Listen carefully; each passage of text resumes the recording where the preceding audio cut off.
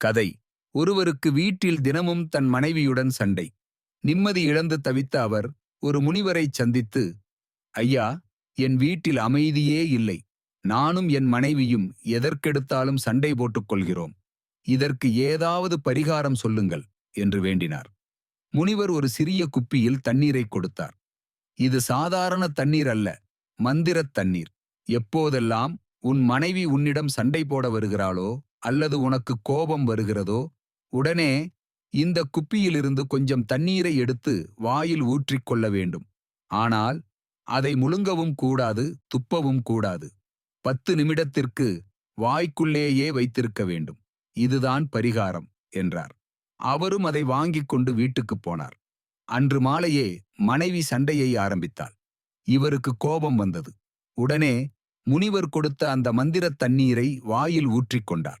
அவரால் பேச முடியவில்லை. இவர் அமைதியாக இருப்பதை பார்த்த மனைவியும் தனியாக கத்தி பார்த்துவிட்டு அமைதியாகிவிட்டாள். இப்படியே ஒரு வாரம் ஓடியது. வீட்டில் சண்டையே இல்லை. பாடம்: பிரச்சனைகள் வரும்போது நாம் கொடுக்கும் உடனடி எதிர்வினைதான் ரியாக்ஷன் அதை பெரிதாக்குகிறது. கோபம் வரும்போது ஒரு சிறிய இடைவெளி விட்டு பார்த்தால் அந்த பிரச்சனை தானாகவே அடங்கிவிடும். பல நேரங்களில் நம் பேச்சுதான் நெருப்பில் எண்ணெய் ஊற்றுவது போல் அமைகிறது. சிந்தனைப்படிகள்: 1. கோபம் வரும்போது உடனடியாக பதில் பேசுவதை தவிர்க்க வேண்டும். 2. மௌனம் என்பது பல நேரங்களில் மிகச்சிறந்த பதிலாக அமையும். 3. பிரச்சனையை வளர்ப்பதை விட அதை தணிப்பதிலேயே கவனம் செலுத்த வேண்டும்.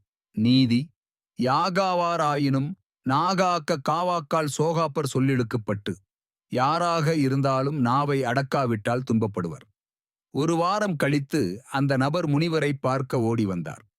சாமி, நீங்கள் கொடுத்தது உண்மையிலேயே மந்திரத் தண்ணீர்தான். ஒரு வாரமாக என் வீட்டில் சண்டையே இல்லை. அப்படி அந்த தண்ணீரில் என்ன மந்திரம் கலந்து இருக்கிறீர்கள் என்று ஆச்சரியமாக கேட்டார். முனிவர் சிரித்துக்கொண்டே சொன்னார், அப்பனே, தண்ணீரில் ஒரு மந்திரமும் இல்லை. அது கிணற்றுத் தண்ணீர்தான். மகத்துவம் தண்ணீரில் இல்லை. 10 நிமிடம் நீ உன் வாயை மூடிக்கொண்டிருந்தாயே, அதில்தான் இருக்கிற